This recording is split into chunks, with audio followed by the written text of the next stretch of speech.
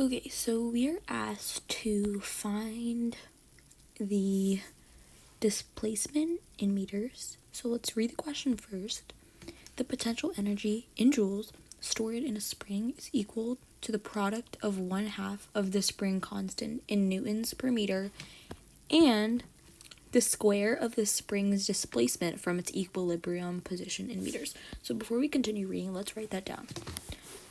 The potential energy.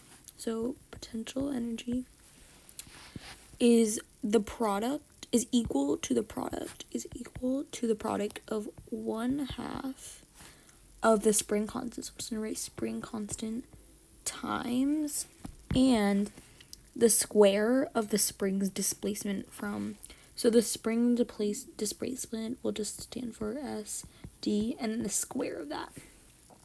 Okay, what is the displacement in meters of a spring with a spring constant of 8 newtons per meter? So let's just fill this in at 100 joules of potential energy. So make sure we're highlighting our key values.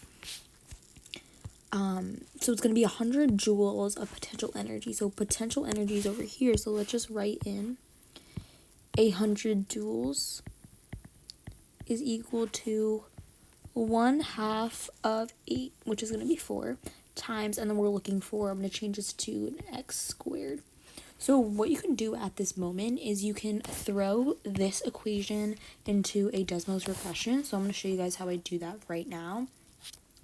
You're going to do 100 is going to be equal to, so in order for you to do a tilde on an iPad, you're going to have to click here, and then is equal to, let's go back, is equal to 1/2 times 8.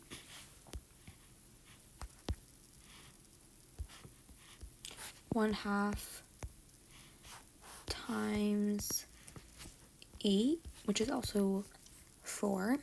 And then this, it's the product, so it would be this times your variable squared. So I'm just going to choose a random variable, v squared.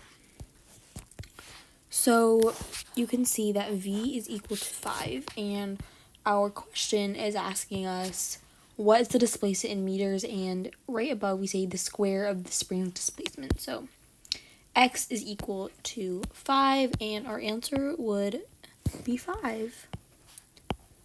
If you guys have any questions, drop them down below. And don't forget to hit that subscribe button. Yeah, enjoy.